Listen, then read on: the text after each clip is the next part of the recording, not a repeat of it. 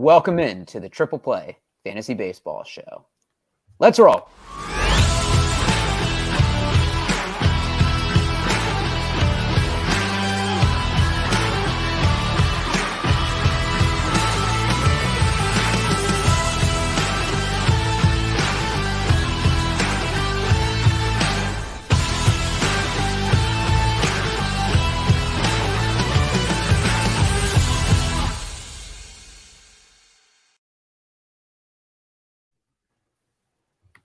What's going on, everybody? Welcome back to the Triple Play Fantasy Baseball Show, a proud member of Underdog Fantasy. And yes, we're at the end of the baseball season, but we're coming up on football season. And Underdog got you covered with it all. Use promo code TRIPLE, just like you want to get that many scoops of ice cream, and they will match your deposit up to $100. That's $100 in free money that you can spend on drafts, best ball, you name it, they got it. Doc hosting. David is now officially a proud father, so he will be away for probably the rest of the regular season, but we're not taking time off.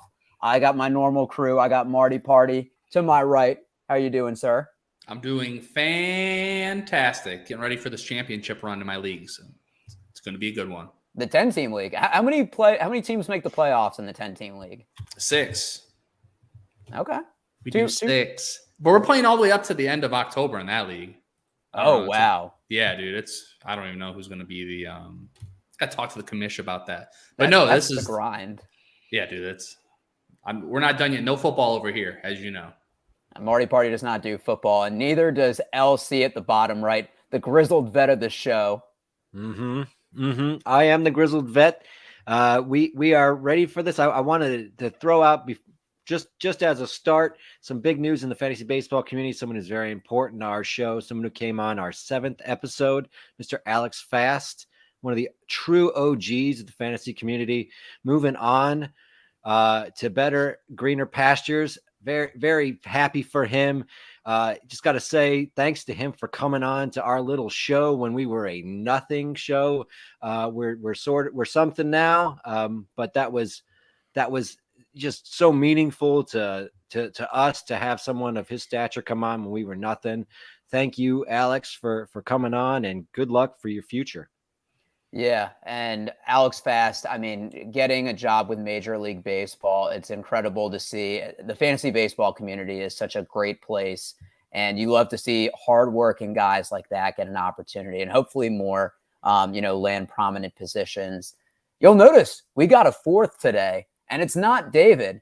And we welcome in a newcomer in the fantasy baseball industry, somebody that has been taking the industry by storm. You might know him by MKB Fantasy. We got Mike VA in the house. Mike, first time on the show. Welcome in. Yeah, appreciate y'all having me, man.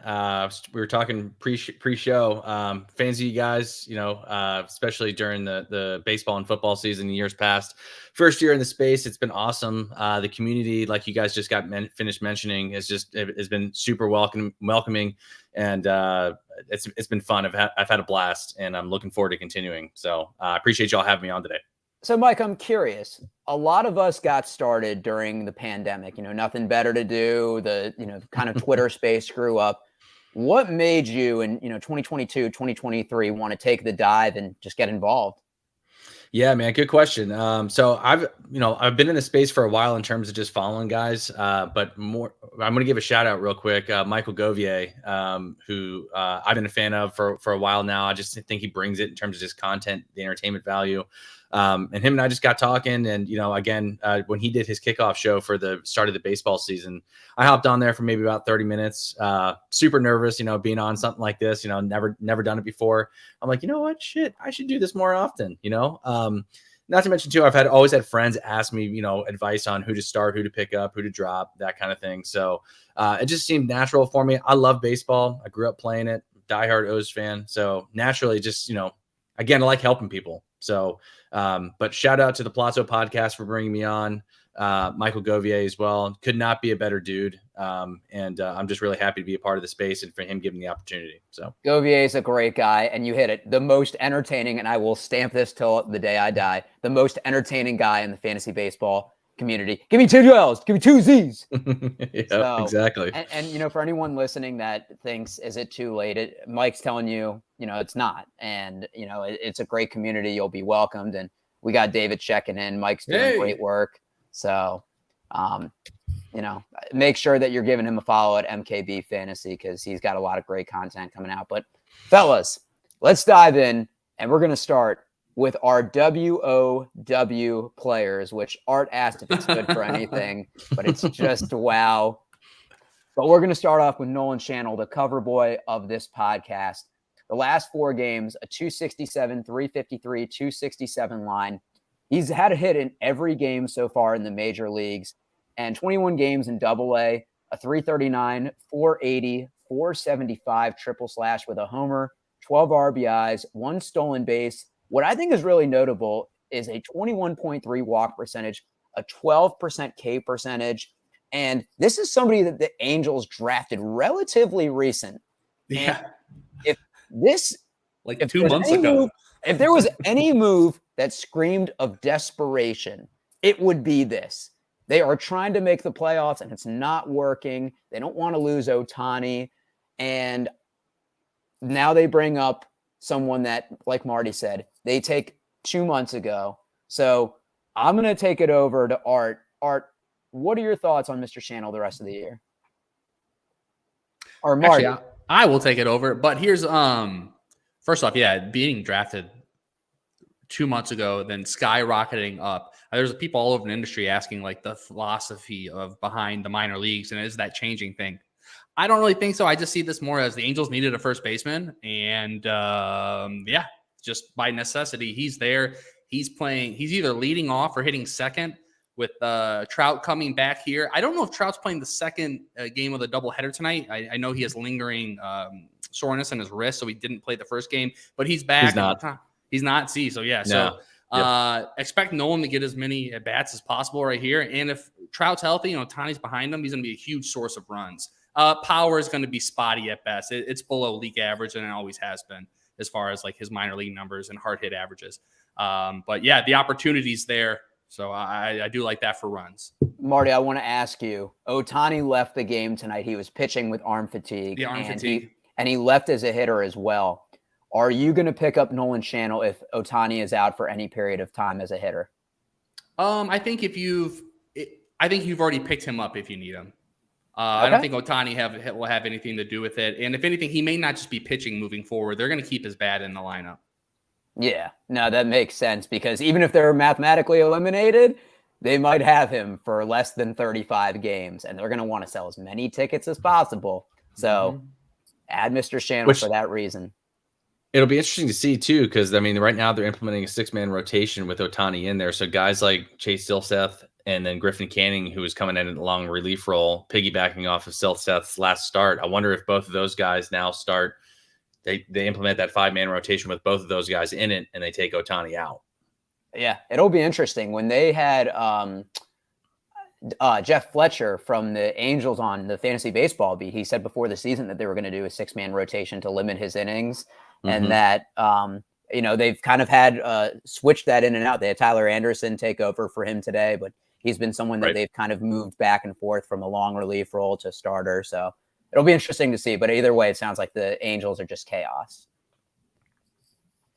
Didn't think we'd be talking about DJ Stewart on this show, but here we are, week 22. Since his call-up on July 4th, he's hit 246, 338 OBP, 574 OPS with 6 homers, 12 RBIs, and 9 runs. 5 of those home runs are coming in the last 6 days. And what I think is interesting to look at, he's hitting 421 against breaking pitches, but 167 against fastball and off speed. He's playing every day for the Mets.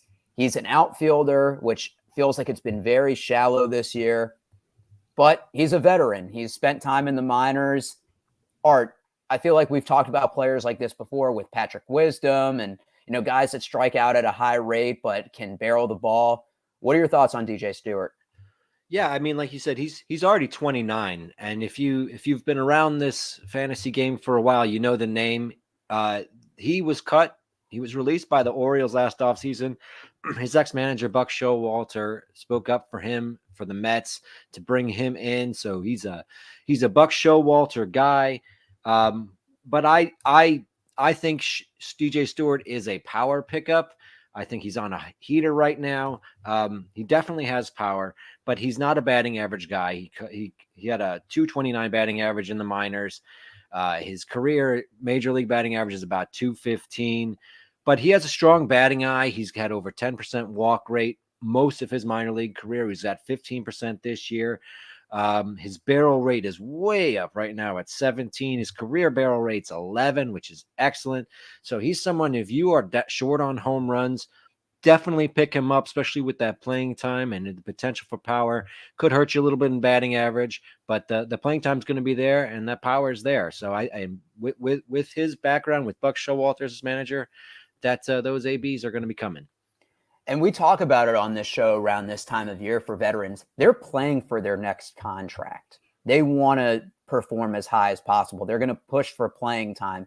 So I don't think you write people off like that because, obviously he's trying to extend his career. A 29-year-old that was in the minors, if he can ride out the season well and maybe land a 1 year, $4 or $5 million deal, I don't think that's unreasonable to think about.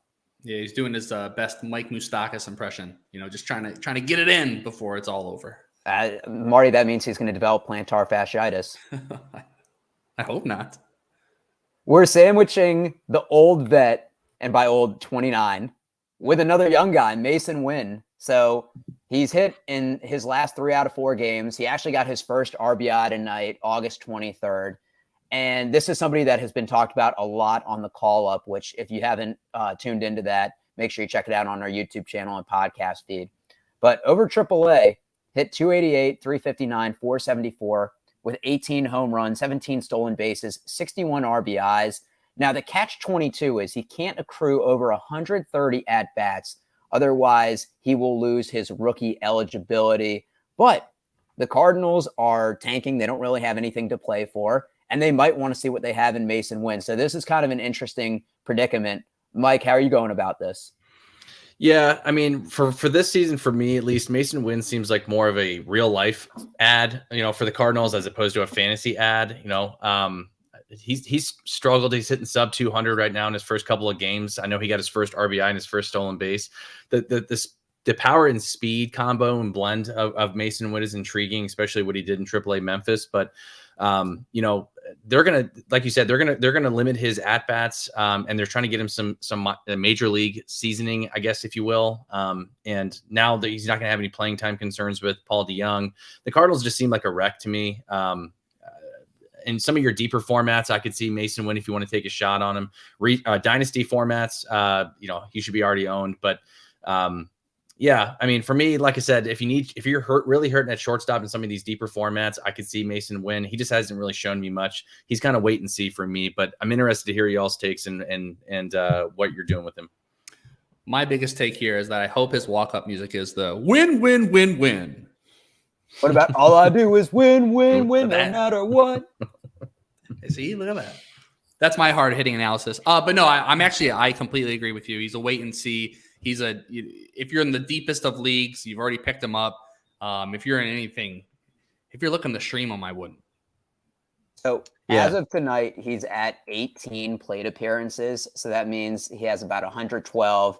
If you figure you get 4 or 5 a game, he's probably at 25 or 26 games left that he can play. So about, I'd say a little over 2/3, 70%. So you have to wonder if he is going to play that much, if they're going to literally put him at 129.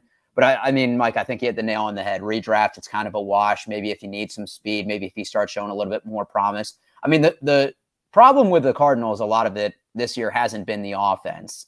And especially if he hits a little bit earlier in the lineup, I do think that we could see some of the counting stats, with runs and stolen bases go up. But yeah, it's... Well, they also got to improve his spot in the lineup too. Like if he's going to be able to get some of those counting stats, he's going to have to stop hitting in the lower third, and rightfully so. Like he hasn't really shown us much. And I think it's kind of a prove it for the Cardinals too. Like, hey, show us what you got, and then we'll start moving you up. But where do you guys project him 2-3 years down the road? Like, is he a top half of the order kind of guy? Like a 1-2, maybe a 6 in the lineup? Where do you guys see him hitting in the lineup for the Cardinals moving forward?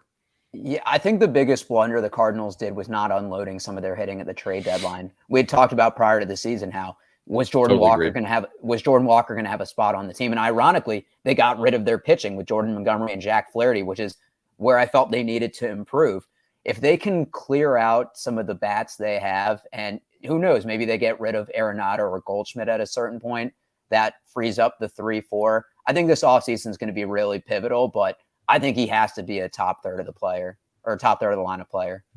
Yeah. I agree. I think, especially when you consider that he has that speed and he has carried a really good batting average throughout his minor league career with a good OBP. That's a top third of the order type of hitter, perhaps even a leadoff guy. The new Tommy Edman. Tommy Edman bats 9th a lot of the time for them. Yeah, who knows what the Cardinals are doing, but I'm done talking about the Cardinals. And that's the biggest disappointing team, I think, this year. Padres. Yeah, one or the other. Padres are still kind of in it. How are we not talking about the Mets as the most disappointing? Yeah. The New York Mets. Nets too. Yankees also. Really, all four of those teams can share, a quarter of the pie there. I mean, they all have been super disappointing coming into the season. Those are all playoff teams. Can you imagine if you did a parlay before the season started of those 4 teams to not make the playoffs? Ooh, yeah. Bad. You wouldn't have to work. Football. You wouldn't have to work tomorrow. You'd be so rich. Right. But talking about a different franchise that's disappointing, we're going to talk about the Oakland A's, but a not disappointing player, Mr. Paul Blackburn. Over the last 6 outings, a 2.25 ERA, a 1.28 WHIP, 36 Ks to 12 walks. That's spanning over 36 innings. Now, what's really kind of changed is this is a career high 23.2 K percentage. He's having a lot more success with swing and miss material, and the expected stats back up his actual stats. So it's not like he's gotten lucky or that we can expect regression to come. Maybe we will expect regression to come because he hasn't shown this over a long period of time. But he's been keeping the ball in the ballpark as well. 0.8 home runs per 9 and 78.2 innings. So he's probably picked up in really deep leagues, but in 10 or 12 team leagues, Mike, what's your thoughts on Paul Blackburn? Yeah, it's actually kind of crazy too, because we talked about it on the Sunday show when we were talking about guys to maybe potentially pick up in some deeper formats or stream. And Paul Blackburn made this list, and even some of the guys from Kansas City as well, which, a lot of teams don't look to Kansas City or Oakland for fantasy gold, if you will, right? Because they're in real life bad baseball teams. But Paul Blackburn, it's worth noting for this month, he has a 2.19 ERA in August after coming off a 6.26 ERA in July.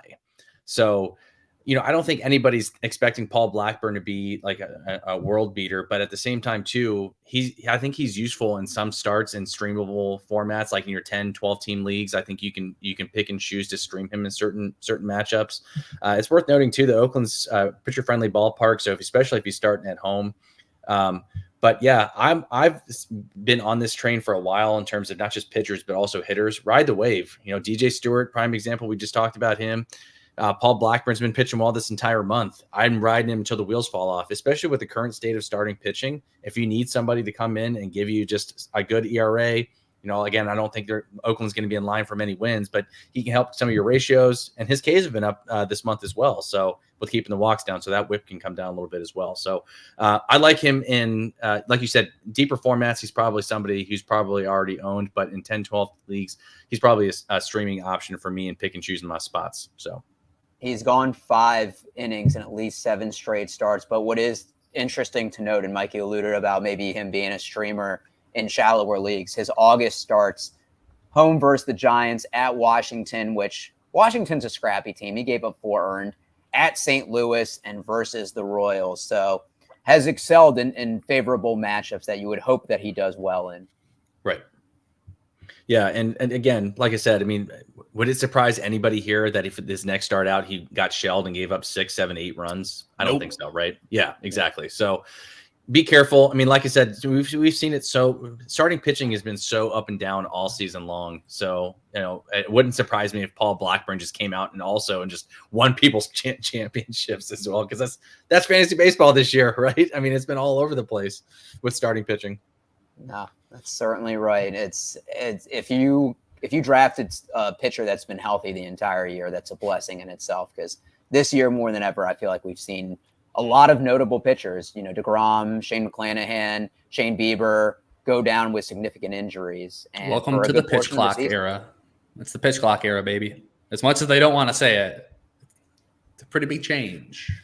Yeah, and look at guys like Nestor Cortez, Carlos Rodon. I mean, Nestor Cortez, that's what he made his living on, right? Was keeping guys off balance with timing, right? So, and now even he's going to have to adjust. So it'd be interesting to see how these next couple of years come about in terms of just how these guys adjust. But like next year in drafts, where are you guys drafting some of these higher end starting pitchers? Like, does that bump up guys like Garrett Cole and, Corbin Burns and some of these other guys because of how everybody else below them is? I feel like it's a steep, like you had mentioned, injuries have played a big role into it. But do those guys bump up your draft boards now?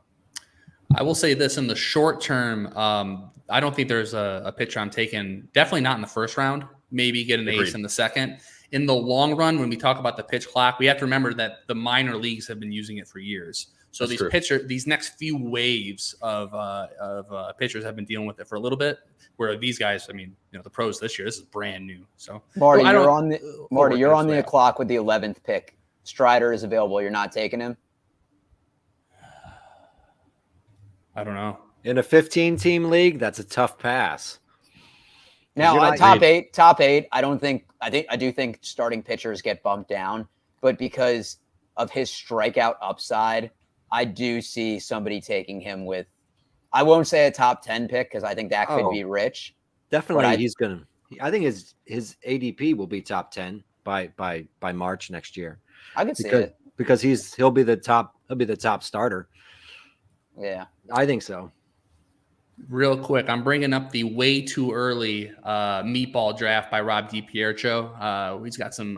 Where does he got Strider going? So the first, and these are a bunch of industry guys. They're in it. Garrett Cole is the first pitcher off the board, team 12. Wow. And I see Kevin Gossman, Luis Castillo. Where's Strider? Oh, never mind. I'm lying to everybody. Number third overall. Yeah. Spencer Strider. Wow. Spencer Strider. I didn't even look to see if he was top 5. My bad. He went third. So somebody is going to take that just because of his. I think his Ks per 9 is like. It was Ray Butler. 14.6. Shout out to him. It's ridiculous. Smart guy.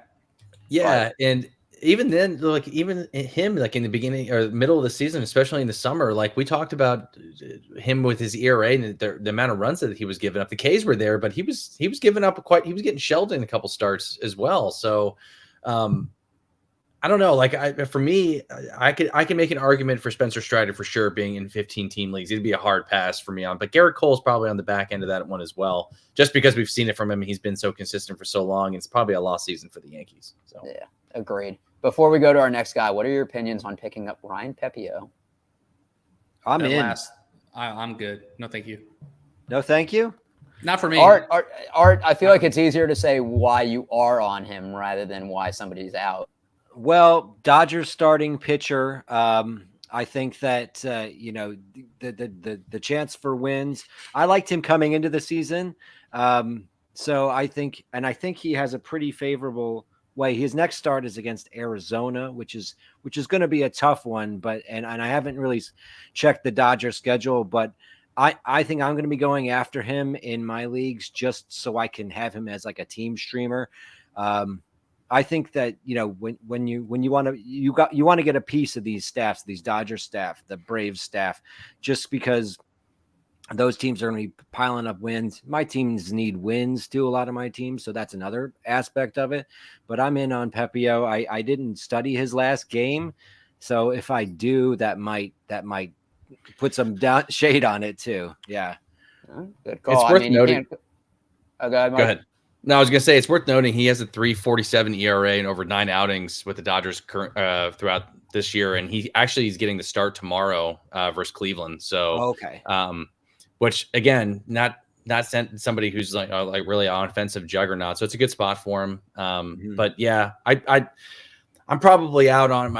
I'm more wait and see with him more than anything. I'm not saying I won't add him, but I'd like to see how he pitches in this start. And worst case scenario, you could always add him to your bench, not start him, and if he does well, Agreed. then you claimed him before others. And Cleveland's a start. He should do well. They're one of the worst hitting teams in baseball over the last month or so. Yeah. So if he doesn't show up against Cleveland, then it dims my hope, my optimism on him for the rest of the season for sure. Talking about Cleveland, we'll go back to our WOW pitchers, a former Cleveland pitcher, a little Mike Clevinger, the Clev dog. And he got roughed up a little bit, giving up 4 earned versus Seattle on the 22nd. But look, Seattle has won 9 games in a row. They're roughing up most pitchers. But prior to that, back-to-back quality starts where he pitched 13 innings, 1 earned run, 13 to 5 K to walks. You would like to see the K rate a little bit higher. But since coming off the IL in July, a 2.57 ERA, a 1.14 WHIP, he's projected to face Oakland on Sunday. Art, I feel like we've seen Clev, the Jekyll and Hyde side of him. Mm-hmm. But what are your thoughts on him, not only for this start, but rest of the season? Well, I like coming up. His next 2 starts are Oakland and Detroit. I think that's nice that you're not going to be the team context for the White Sox is not good. He's not the type of person you're picking up for wins. He's not the type of person you're picking up necessarily for strikeouts. He's under 20% K percentage on the season. He's at about almost 10% walk rate. So his whip is at about 1.3 for the season. I know he's been pitching well lately. But that Seattle game, there was no J-Rod in that game. He was sitting and they still put 4 on him. I'm not too in on Clev dog. I could see picking him up for Oakland and Detroit, his next 2 starts. But I think he's more of a Jag type of guy, pitcher, just someone to throw in there when you need some innings, when you're hoping to get pop a good start. And if you're under a rock and didn't know what Jag means, it means just a guy. Yeah. If you take anything away from this pod, it's that you learned an acronym today. Finishing out, talking with a Detroit Tiger, and you can imagine who's going to talk about him, but we're going to talk Tyler Holton. So he only has 1 save on the season, but great ratios, a 1.65 ERA, a 0.84 whip. Batters are hitting 166 against him. He's given up 5 home runs in 65.1 innings and no runs in his last 8 appearances. The last time he gave up an earned run was July 30th. And Marty, we were talking prior to the show that Detroit has been a stingy team, that their WRC plus over the past month, I believe you said is number 6, right? Yeah. Yep. Top 6, 123 over the last 2 weeks. So I'll just leave the floor to you. Is Tyler Holton somebody that we should look at? Do you think that he will be the closer the last 2 months? If you were going to pick him up, it would just be speculation right now. Alex Lang is the guy. He has came in over his he's gotten the last 2 saves. So he blew it a few times and then he was out. Foley came in, then Foley blew it. Lang is back in there. So if you're going to scoop him, it's a speculative thing. But you see Lang, Alex Lang blow 1 or 2 more saves. He's definitely going to be the guy. Okay. So larger formats, 15-team leagues, scoop for now. You probably get them for like $1 or $2, but 10, 12, and stay away. All right. Well, interesting to know. And somebody, as we get down the last stretch of the season, that could be valuable in save situations. If not, somebody that helps your ratio. So good talk, gentlemen. Good talk. Looking at some of the most added players, this is courtesy of CBS on Thursday mornings. We have Javier Assad up 28%. We talked about him last week. The aforementioned Paul Blackburn, Nolan Schanuel, Mike Clevinger, Masyn Winn, Zach Geloff, which I think is interesting, up 21%, and it's only 74% rostered. Kerry Carpenter, 72%, and Stone Garrett, who was carted off today. Obviously hope the injury isn't too significant. I just want to make a point real quick. When you see Zach Geloff and Kerry Carpenter are owned at 74 and 72%, those are guys that should be owned in even 10-team leagues, unless you have the shallowest league. And I think it points to the grind of a fantasy baseball season where even if you do play in a 10-team league, you could have 2 or 3 people that are checked out and not checking their team. So you want to make sure that these guys are not free agents in your league. And then conversely, looking at the most dropped, Tony Gonsolin down 30%. He is likely done for the season. Emerson Hancock, talked about him last week through 2 shutout innings. He's now on the 60-day IL. Nick Pivetta dropped in 15%. Henry Davis dropped 12%. Steven Matz likely out for the season, down 12%. Miles Michaelis, there's nothing wrong with him. He just sucks, down 10%. Ranger Suarez and Matthew Liberatore. We could see that one coming after his shellacking versus the Athletics. I feel like a lot of times we talk about these guys, they get hyped up, and then the next week we're talking about them getting dropped. Yeah, it's interesting to note too. Like, I totally agree with it. It floors me that Geloff and Carpenter, those guys are not rostered like in the 80s or the 90s. I believe Kerry Carpenter hit another home run today. I think it was a grand slam. Yeah, I think it's 6 home runs in 7 days or something like that for him. Yeah, I mean, and if you don't, it's like you said, if you play in the shallowest of formats, like I can maybe understand, like you're playing like in a 6-team or an 8-team league, but anything 10 or above, those guys should be close to 90% rostered or must roster players. And it's interesting, the discrepancy for each format. When I do my doctor's office, the pitching streamers, I look at under 50% owned in ESPN. And, you know, some people claim that more football people use ESPN, so that's why it's not as active. But I mean, just to kind of keep in mind how each platform, how active the players or how inactive the players are. But yeah, quick look at Geloff. Geloff, 63% owned in Yahoo, and Kerry Carpenter 67% owned. So still out That's there. crazy. yeah, it's criminy. I don't think I've used that word on the show before, and I probably won't again. But something that always happens on the show is we talk about Art's Bring Out Your Dead. So Art, bring out your dead. Love it. Love it. We need to get the music back with the soundboard. Dun, dun, dun. Bring out your dead. Thanks, everyone, for replying. Thanks, everyone, for answering my Twizzy tweet. Or what do we call it now? It's not a tweet anymore. It's an X or something like that. I updated the app like 2 days ago, and I was like, wow, it actually is X. This is so weird. And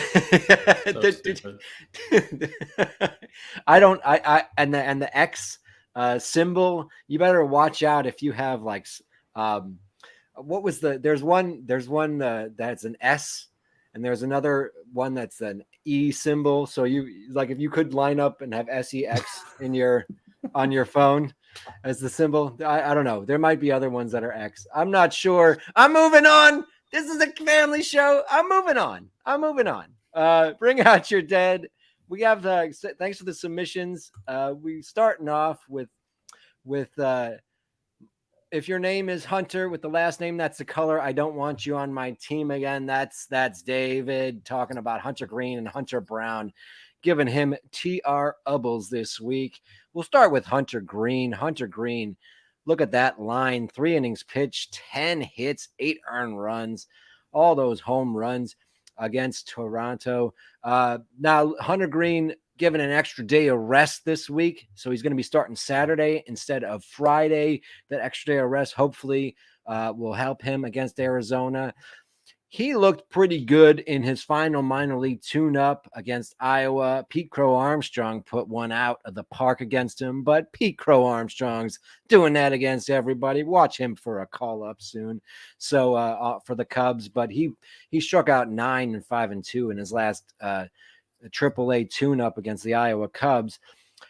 He was frustrated with his performance. Hard to say what there is to say about that. Hunter Green, he's got Arizona next. Hopefully he turns it around. Next guy brought up Christian Javier from Around the Diamond podcast. Thanks for bringing up Christian Javier. Wow, Christian Javier, what a change from 2022 to 2023. His K percentage is down from 33% to 21%. His fastball is down 1 mile per hour. Now that's not too much, but it's important when it's down from 93 to 92. The one thing that's more important on Christian Javier's fastball is it has lost 1 inch of vertical ride. His fastball, which was nicknamed the Invisiball because it had so much vertical ride on it that it looked like it was rising much more. That 1 inch loss of vertical ride makes it much more hittable than it was last season. And that fastball has really produced a lot less results. He has given up, oh God, I wrote it down.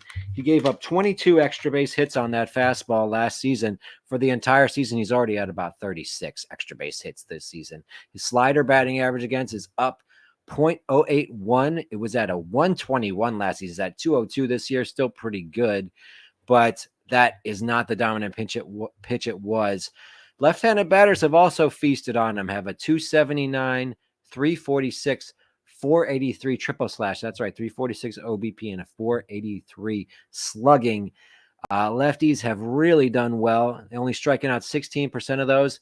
And when you look at him, his FIP of 4.73 is even worse than his season-long ERA of 4.52. The other Hunter with a color for a last name was Hunter Brown. Hunter Brown took a turn out of the pen prior to his last start because the Astros now have 6 healthy starters.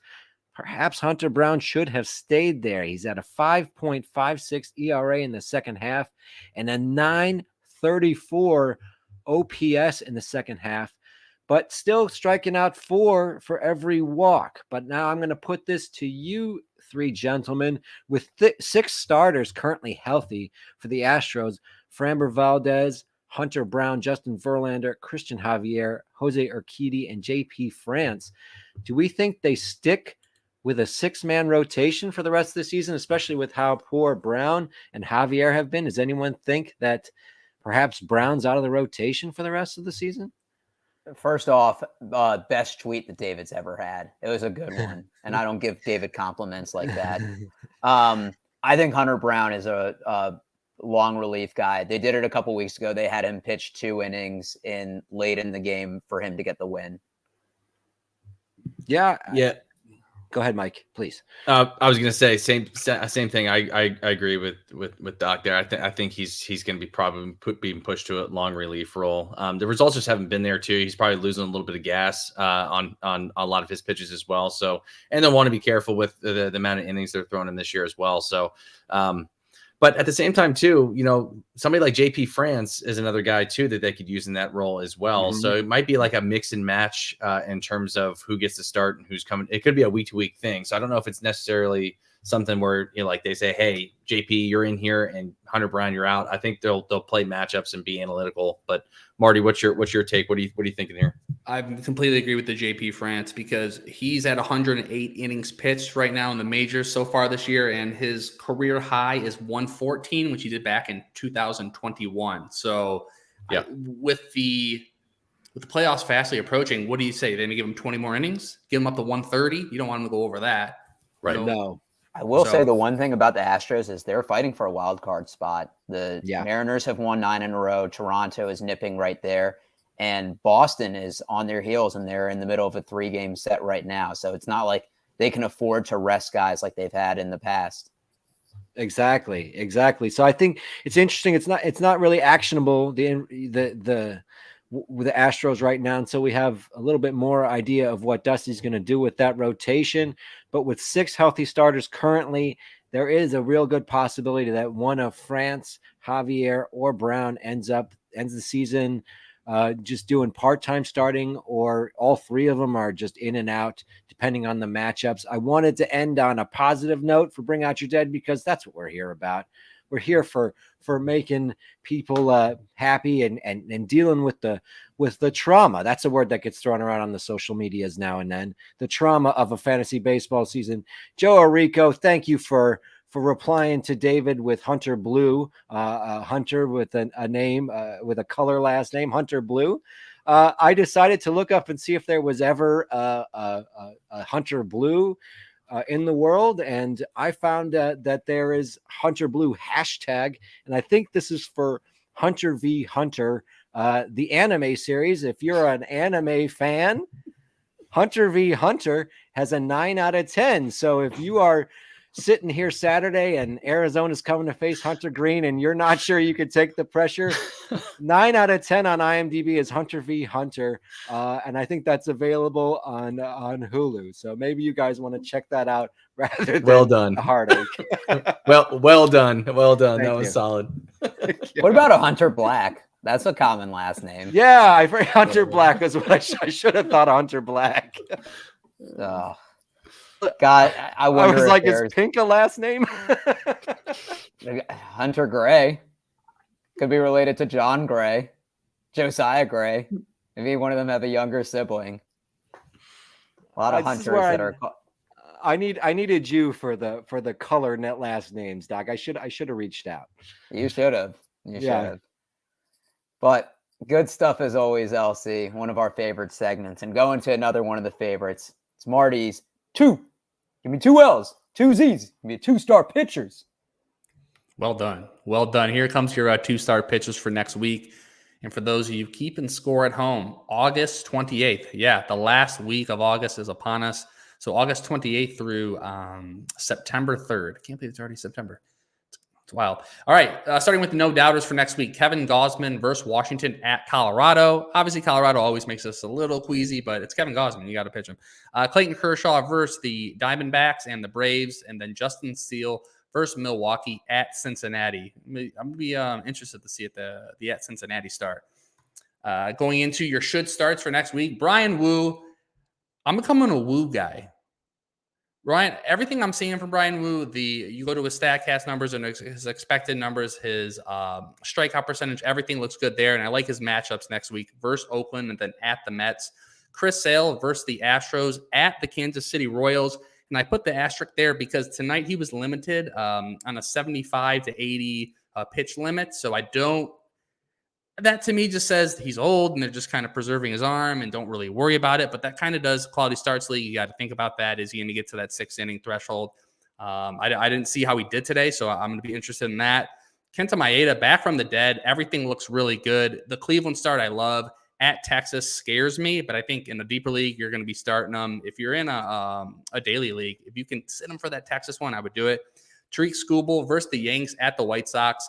Lance Lynn, the Dodger Lance Lynn. My boy's back, guys. It's great to see Lance Lynn shove, dude. He's been absolutely incredible since going on the Dodgers. Versus the Diamondbacks, versus the Braves. It's going to be a tough week, but I'm excited for it. Andrew Abbott at the Giants versus the Cubs. And Aaron Savale at Miami at the Guardians. Marty, does it change? So you talked about Chris Sale being on a pitch count. Brian Wu only threw 65 pitches. Yep. Maybe he gets up to 70 to 75. Are you still keeping him in the should starts? Yeah, I'm keeping him there. And the reason being, he already went up. His start last time out was 15 pitches higher than the one before. If he gets to that 80 threshold, that puts him in a good spot. Let's say if he goes 10 innings for the whole week. First, with that matchup, I like it. Okay. And real quick, Marty, too, just to update you on the Chris Sale start. He's right now they're in the top of the 6th. He's through 5, 6 hits, 4 earned runs, 1 walk, 9 Ks on 80 pitches. Okay. So he's right there up against it. How many strikeouts? 9. Man, the Ks are still there, dude. Yep. Unbelievable. Okay. Moving into the risky business. So these are going to be guys in a shallow format, 10, 12 team leagues, tread very lightly, 15 teamers. You got to do what you got to do at this point. Starting with Jameson Taillon versus Milwaukee at Cincinnati, Josiah Gray at Toronto versus Miami, Jesus Luzardo versus Tampa Bay at Washington. He could be a should start. I don't know what Luzardo you're going to get. You never know. Like, he's absolutely incredible and sometimes he's terrible. So he's risky to me.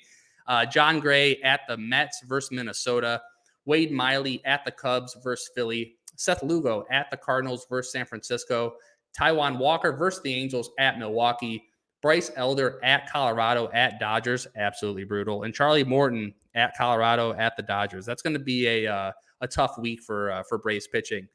Spencer Strider, Cy Young pick is going to be this next week's going to make or break. If he can survive this next week, we'll see. And then lastly, the take a seats. I wouldn't play these guys under any circumstance. Austin Gomber versus the Braves versus the Blue Jays. Reese Olson versus the Yanks at Chicago White Sox. Adam Wainwright, you stayed one more year longer than you should have, buddy. Versus San Diego versus Pittsburgh. Xavier Curry at Minnesota versus Tampa Bay. Zach Greinke versus Pittsburgh versus Boston. Johnny Brito at Detroit at Houston. Luis Ortiz versus at the Royals at the Cardinals. Brandon Williamson at the Giants versus the Cubs. Luis Severino at Detroit at Houston. Jose Urquidy at Boston versus the Yanks. Talk about somebody they can get out of that rotation. Jose Urquidy's been absolutely brutal. And then lastly, Alex Cobb versus Cincinnati at the San Diego Padres. I need some water. That's a lot I was of waiting names. for you to say it, and those are my 2-star pitchers. I know. I ran out of. I need to work on my breath work. I'm already ran out of oxygen. Mm-hmm. And Art's brother, it's worth my noting. whole team should take a sheet. No, Art's brother is number 2 in our home league and the defending champion and the only 2-time champion in the league.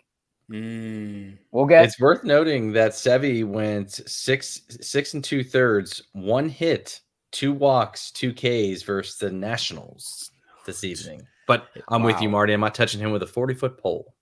It's only Luis Severino could absolutely have no stuff, only get 2 strikeouts and barely survive that. But in that case, I mean, let's say if he's stream dependent versus Detroit, it's still. I mean, they've been hitting better, but it's not the worst. But I just can't, under no circumstance, I'm staying away from him. Got to. Agreed. Yeah, and the only good thing about Severino having a good outing is it bumps up his props for next game. So then to slam the unders on all. We wanted to give Mike his own segment. So Mike is going to take us through 3 risers for fantasy baseball and 3 fallers based on their performance this year and where we expect to see them in 2024. So Mike, take it away. Yeah, a couple guys I want to bring up real quick, and I'm interested to hear your all's thoughts. I've been a big Matt McLain guy as my first number 1 here since he's gotten the call up. We talked about him a couple weeks ago in terms of where you're drafting him at, and somebody brought up a good question: Matt McLain or Bo Bichette? And now I know Bo Bichette's leading the AL in hits right now, but Matt McLain, and he's not really stealing any bases this year. But Bo Bichette was what a top 2 round player we were taking, top 24 pick. Give me a guy like Matt McLain a couple rounds later that's going to steal bases, plays in Great American Ballpark, hits for average, hits for power. He's a 5x5 stud for this year. Who would you rather take? Would you take the discount with Matt McLain, or are you still taking a guy like Bo Bichette, even though he's not stealing bases? I mean, you bring up good points, and they're both in good lineups. And I mean, I think with Bo Bichette's tendonitis in his knee, that's probably more detrimental for him stealing bases in the future. Yep. But we've seen sophomore slumps before, and Bo Bichette has just been the model of consistency. So I don't think that's been a top 2 round pick, maybe end of second on Bichette, but I'm still a Bo guy.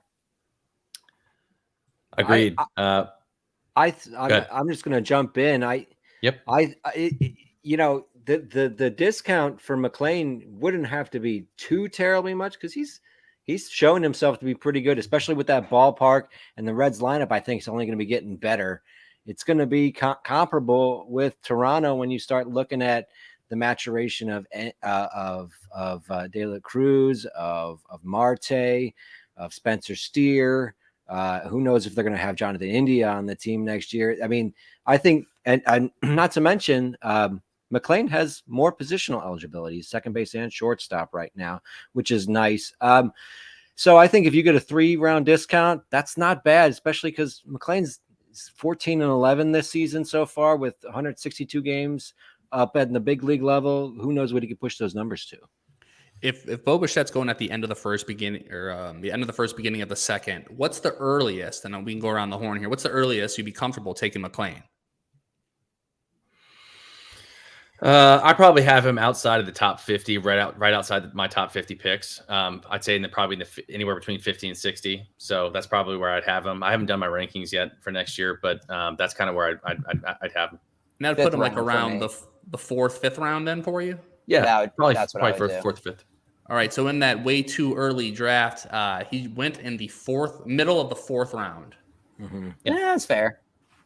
So that's about where he's going. What I do like about him is the second base eligibility. Second base is awful across the board. Like it's by far the hardest position for me to keep up. I mean, thank God I drafted Ketel Marte. Like he's been saving me. But that all said, I would still take Bo Bichette. It's too rich for my blood. I can find something better in the 4th round. I'll probably get pitching right there. I'll probably go back to back with some pitchers. Fair point. I just thought it was an interesting question, especially too when you compare their stolen bases and stuff too. I mean, with now how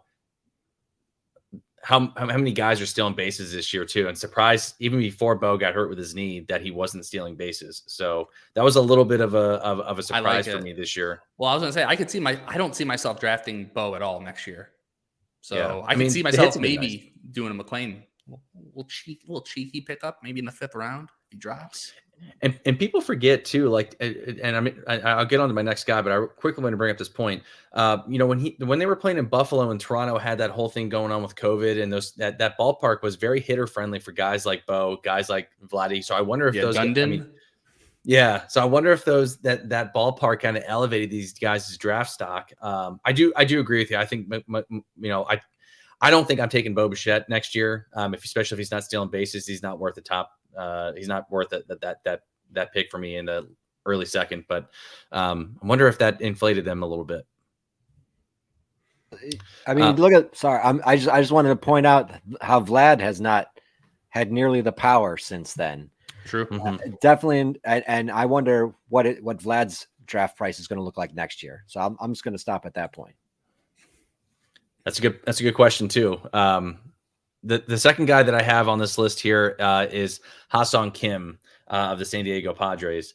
What a fantasy darling he's been. Marty, you just brought this point up too. Second base has kind of been a wasteland. Ha-Seong Kim has saved me in a lot of my leagues. He's kind of given you kind of a little bit of everything. The stolen bases have been nice. He's hitting for a lot of pop, obviously in that lineup with San Diego. Where do you guys feel Ha-Seong Kim should be going next year? I believe his ADP was in the 200s going into this year. So I got him in a couple leagues for this year, and obviously he's been my middle infielder the entire time. It's been absolutely incredible. He is going in front of Matt McLean now in the 4th round. I mean, I think that's absolutely crazy. I'm not there with Kim. I love what he's doing. When I got him in the 25th round, it feels great. All the way in the 4th round, I'm not going to be able to do it.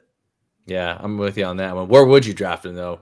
To answer your question, what we did with Matt McLean, where would you guys draft him? What pick would you feel comfortable drafting, Matt? Past pick 100 for me for Kim. I'd want him as my middle infielder again. And then the question is do we think he can repeat this, or are we buying the ups and like he's going to come back down next year? I think it's possible. I don't think he's going to have as good a season as this, but I think it's possible he's going to be able to come pretty close to this performance next year. We all liked him coming in to his time in the major leagues. I have a McLean above him just because I think that I think McLean's on the up. And I think Kim's kind of doing the best season of his career right now, but I like him. I like him right behind McLean. I got to say, I love the stolen bases from him. And if he's hitting it anywhere between the 20 to 30 range and he's giving me 15 to 20 home runs, like I'm probably going to be in on him too, but I'm with Marty. I don't know if I'm drafting him in the 4th. I might feel comfortable drafting him like maybe in the 6th or the 7th. 4th is a little ridiculous for me. I don't think I'm taking him in the 4th. He's leading off every day right now for the Padres though. I mean, if he locks it in for next year, I mean, I think if you get him in the 8th round, that would be great, but I think someone's going to get him before then. Probably right. Yeah. The third guy on my list, and this is, maybe a little bit of a me cheating here, but I do want to talk about him. Bobby Witt Jr. He's going to be a 1st round draft pick next year. Marty, I'm interested to see where he went in that draft. He was a 1st round pick this year too. Yeah. Well, I'm talking like he's going to be an early 1st round pick next year in terms of the Where do you think he went? Combo. Where do you think he went in that draft? I think he went 6. Okay. I was going to say 5 or 6. Which one you locking in? 5. I'll go 5. All right. Art, what do we got, buddy? I'm going to go 4. Just the price is right. This one. I absolutely love it. It's team number 7, 7th overall. Okay. So he's right there. He's knocking on the door. Price riding me the wrong way. I saw some people going into the season that were maybe a little bit down on Bobby Witt because of the average, and then obviously the Royals weren't going to be a good team. But no one who watches this show with David and his love affair. I'm not going to lie. I kind of have a love affair for him too. But here's a good question for you guys. Next year, falls to you. Who are you drafting first between Bobby Witt Jr. and Trey Turner? I'll go Bobby Witt. Bobby Witt is more sure for stolen bases. Yeah, it's Bobby Witt. Yeah, I agree. So now is Bobby Witt's the top third baseman? J Ram's second. How far behind is J Ram from him? I would say the end of the first round. So if you're getting Witt seventh, I would get Jose Ramirez at the turn. Get him 14 or 15 if he drops that. I'll probably be out on him at his price. I don't like the lineup around him. That's a good take, but he's been one of the more consistent hitters in baseball. I'd probably draft him probably towards the end of the first, early second for J Ram for me. But I agree with that take too. He has been one of the best, but once again, the past performance isn't indicative of future success. Sure. That it's not as much of a knock on him as a player, but investing that high a pick in someone that they could easily pitch around, unless they're showing me that they're actually invested in rebuilding the team. And the AL Central is the worst division in baseball. They could easily win that if they wanted to. Right. I'll probably be out on J Ram in the first round. What I do like about Witt, last thing, is his age. Playing day in, day out. I mean, we got Turner north of 30, J Ram, same thing. So first round, you got to be sure he's excellent. After the first month or two, I tried like hell in my home league to acquire the guy, and the guy who had him last year as well. Ended up getting him, and I even threw out the most ridiculous trades to try to get him just to see if he'd bite, and he wouldn't. He's like, I love Bobby Witt, he'll pick it up. I mean, this guy has 30-30 potential every single year, so I'm big on Bobby Witt next year, and I'm hoping to get him. What's the earliest you take on him? Probably right around where he went, probably around that 6 or 7, probably. I don't know if I'm drafting him over guys like, I'm definitely not drafting him over Acuna. I don't know if I'm drafting him over Julio. I'm not drafting him over Judge. Well, that's actually an interesting one. Judge really dropped to 15. I was going to say with the injury. Bloomfield. There might be only 2 guys I would take above Bobby Witt next year. I think I would take Acuna and I would take J-Rod. I don't think I would take Ohtani. I think Mookie Betts. Oh, and I mean, I love. It's tough because I love Mookie Betts. Yeah, I would take Mookie. I'm taking Mookie. Yeah. What about Fernando Tatis Jr.? No. Give me Witt. Okay. Kyle Tucker. Witt. Kyle Tucker. And this one just for fun. What about a little Corbin Carroll? No. Ooh. The last 2 months have been rough, but. Yeah, I was gonna say that. I think there's something going on with his shoulder. He's not letting the people onto. That's a tough one. I got to go Corbin Carroll there, but that's tough. It's really, really close.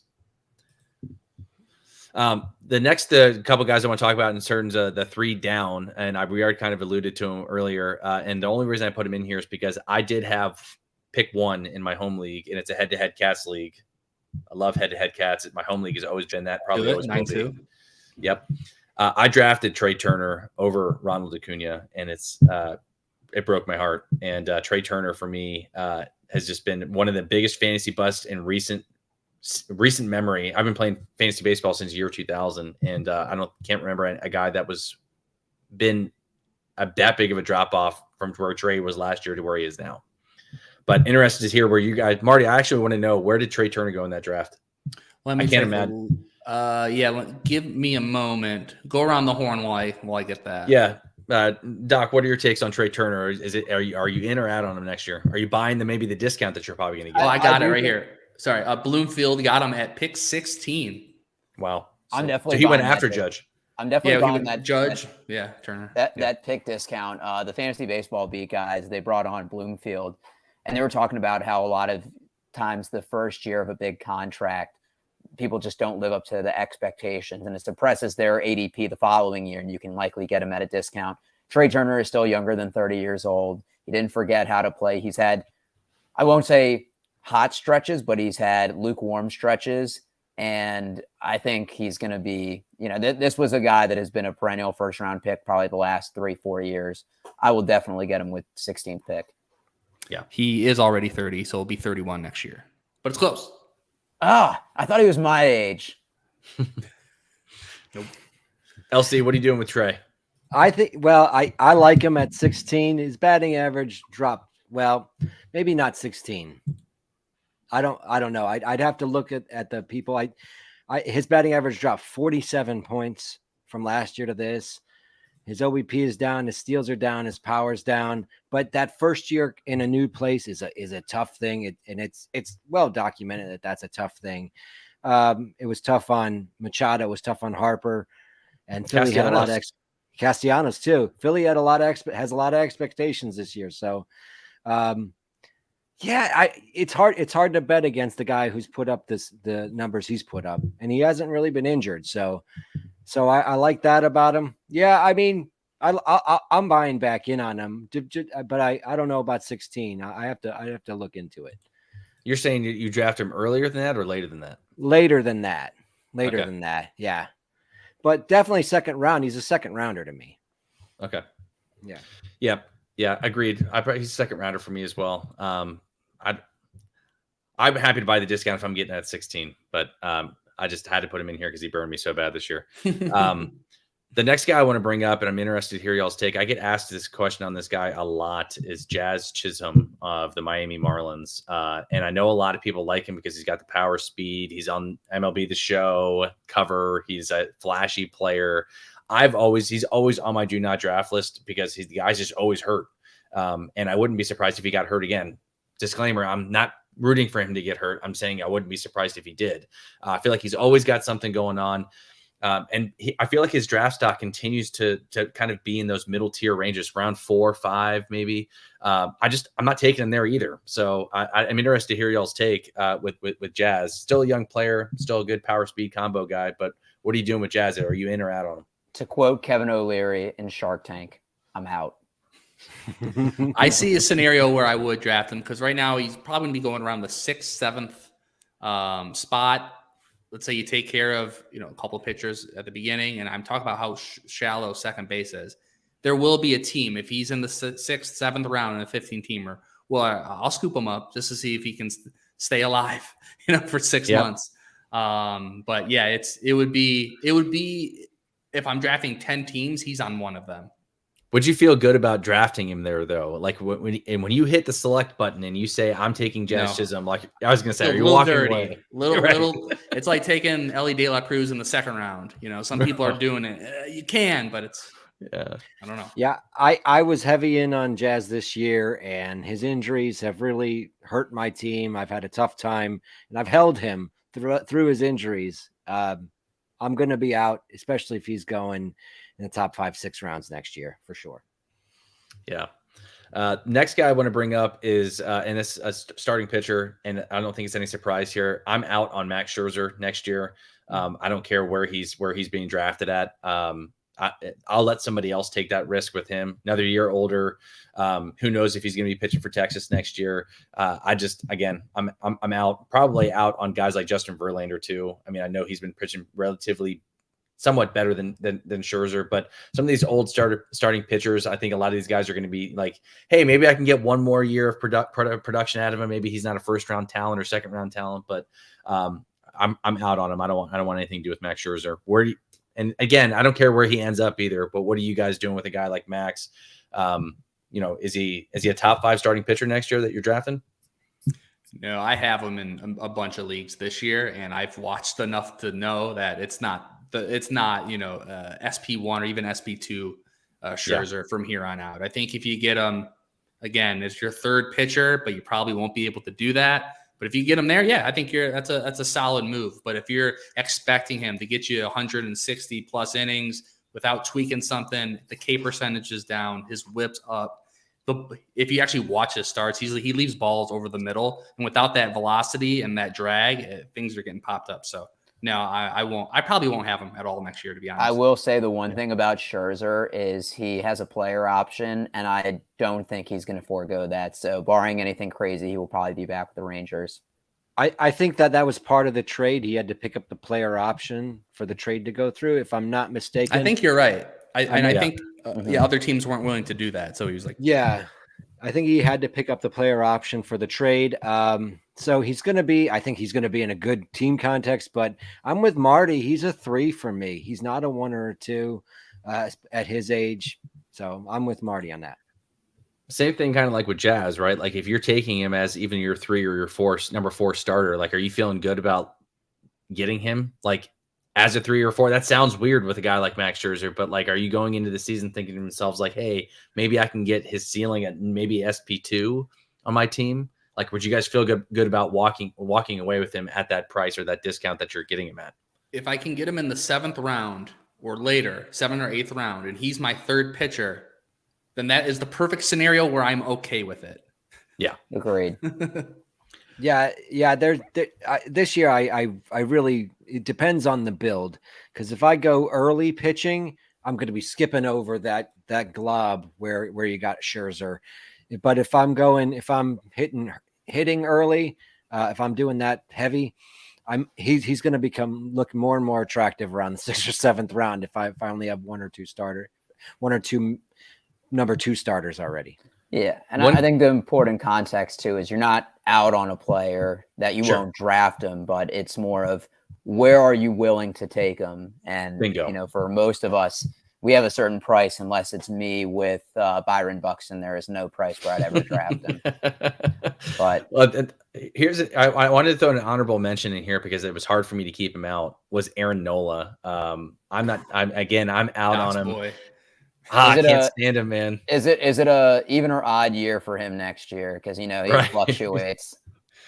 Well, I just feel like what you're really getting for his draft price is really just the Ks. Like the ERA is never really there. I mean, like I know he had some bad luck last year in terms of the ranking out the wins and some of the underlying metrics, but for his draft price, I'm just out on him. I'd rather take it. Well, I'll ask you guys, who would you rather have next season, Aaron Nola or Max Scherzer? Nola. Aaron Nola for me, but I think it's very close. And I think industry wide too, it's going to be close there. He's going to be in his first season in a new contract. I don't think he's going to be back with Philly because he's a free agent this offseason. So that's another aspect of what I know. Cubs are. There's already talk that the Cubs are going to make a run at him. So it's a first year on a new contract, even with the even year luck that he seems to get. It's a bit of a can of worms. Doc, let me ask you this: why do you like Aaron Nola? I think he's durable. He's an innings eater. He hasn't had a significant injury. The strikeout upside is there. Now, obviously, he does get hit hard sometimes, but Philly has had poor defense multiple years. And just watching games when I've been in the DC market that the defense has let him down. I think getting a new contract too, that he will, you don't sign a pitcher to a big contract and not at least utilize them somewhat heavy right away. I mean, even with Jacob deGrom, they were seeming like they were going to take his innings light to begin, and they didn't. And he ended up getting Tommy John surgery. So I think he will probably sign with a team that is willing to invest financially in him, and teams that will invest financially on him will hopefully be in good offenses where he'll get plenty of run support. Well, to your point too, hopefully a good defensive team as well, right? Yeah. Like, because the Phillies were downright. I think they were the worst defensive team either last year or the year before. Definitely last year with their outfield, it was just impossibly atrocious. bad. Yeah, very well said. Impossibly bad. That's a good point. Like I said, I'm going to be interested to see where he goes in drafts next year. Like, is he a top 10 SP next year? I'd say he's on the borderline of it. Yeah, if I can get him as a second, or my God, can you imagine him being your 3rd starter? I would love that. That would be excellent. But I think he'll go as a 2, most people's 2 next year. Mm-hmm. I can't remember what game it was, but I ended up flipping him because I needed third base. I ended up flipping him straight up for Nolan Arenado in one of my leagues for a guy who was very pitcher needy, and he took the trade quickly. So there you go. Yeah, it's a pretty good trade. Good stuff. Good stuff. And finishing out the show, we're at the hour 8-minute mark right now. We were talking about pitching. We're going to go to Art for some pitching streamers.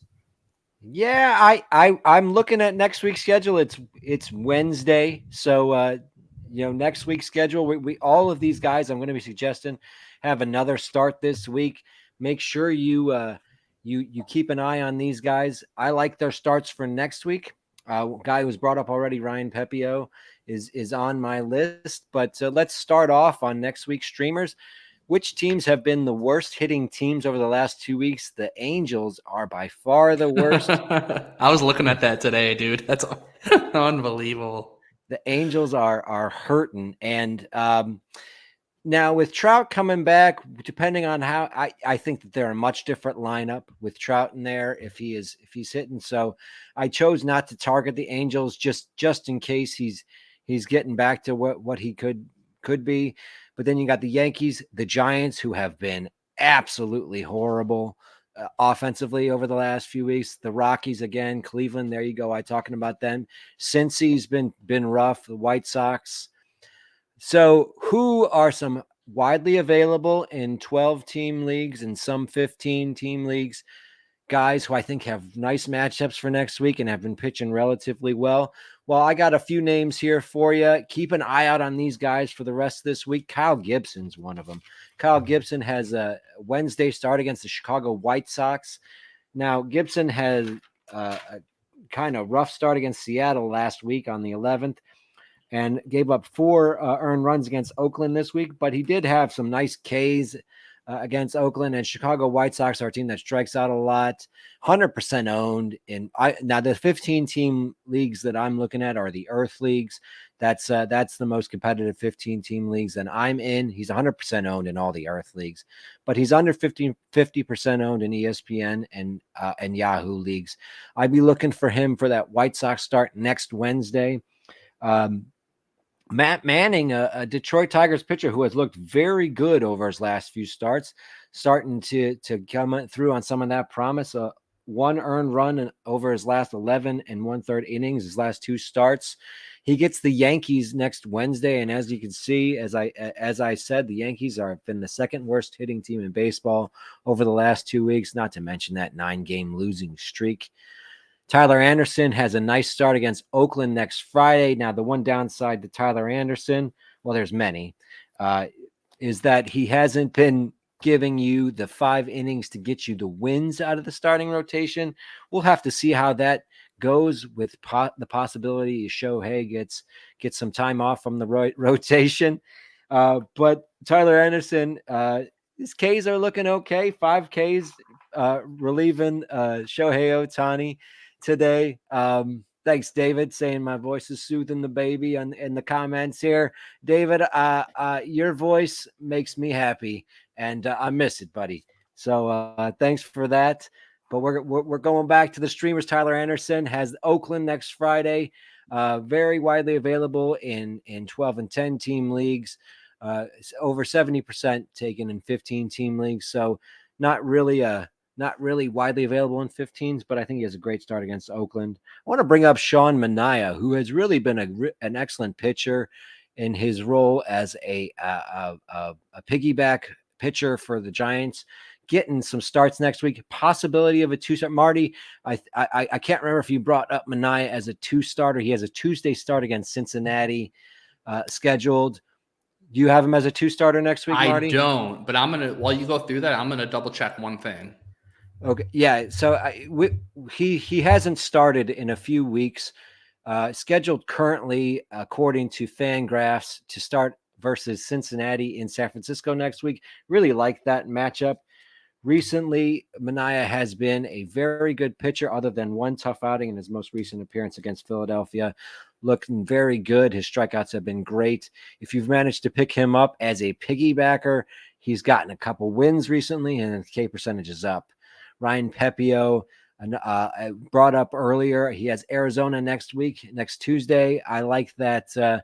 I think that's a chance I might take with the Dodgers team. And one last guy who's very widely available in 15-team leagues and has been striking out a lot of batters, starting to ramp up his innings. Andre Jackson for Pittsburgh has a game at Kansas City next Tuesday. Jackson's averaging over 10 Ks per 9 in his last few starts, and looking like he's starting to stretch out his arm, so he'll be starting to be able to go a few more innings. He's only been, most innings he's gone is like 4 2/3 over his last few games, but that has gradually gone up. That was his last start. I'm hoping this next start he can go and get that over 5 innings, perhaps get you that win. The K's are looking pretty good for Andre Jackson, though, for Pittsburgh. So this week, for next week, the guys I'm looking for possible pickups as pitching streamers who only have one start for next week: Kyle Gibson, Matt Manning, Tyler Anderson, Sean Manaea, Ryan Pepiot, and Andre Jackson. Check them out. They all have starts to finish out this week. So if they do well in these starts at the end of this week, I'd definitely be looking for them next week. No, well said, Art. And especially in points leagues where you want to maximize this, in roto and head-to-head, especially ones where you play in categories, you risk the ratio game. But in points leagues, and obviously the same thing that could happen, they get negative, but at least you're kind of going for the quantity more than quality. But that wraps us up. Hour and 15 minutes. Uncle Ted Talks joins us at the end. Where were you, buddy, the last 75 minutes? Alex Faedo? I am assuming Alex Faedo, but not Dane Dunning. That'll be for another episode. We're not starting Dane Dunning this late in the show. But we're going to get out of here. As always, Marty and Art joined me, but I want to thank Mike for coming on. Mm-hmm. Mike, I'm really glad that you came on. Appreciate that you've listened to the show, and I'm really glad that you're a part of the community because you're a brilliant baseball mind and a great person too. Yeah, I appreciate you guys having me on, and likewise, big fans of the show. And this was super fun. I really appreciate you guys having me. You guys all do great work, and hopefully we'll be able to do it again soon. And maybe you guys can join us on the Pallazzo Podcast as well. One of these shows. I'll say, fun fact, that was the first ever podcast I guested on way back when in 2020. So shout out to Michael Govier, fellow Michigander. Yeah. Used to work down the street from where I live. Nice dude. Oh, cool. Nice dude. Yeah. And Mike, we'll definitely have to get you on, and we'll get you on when David's here too. So it'll be the 5 of us. I love that. And for those that are on the X space, I was going to say Twitter space, make sure you follow him at MKB Fantasy. Follow Marty at Marty_Tom. He hasn't been tweeting as much. He's been busy with work. Art's been tweeting a little bit more at ArtTPF, and you can follow me at TripPlay Fantasy. We'll catch you guys next week with some great waiver wire pickups, 2-start pitchers, doctor's office, bring out your debt, of course. For everybody that tunes in and supports the show, thank you so much. We'll catch you guys next week. Have a great weekend.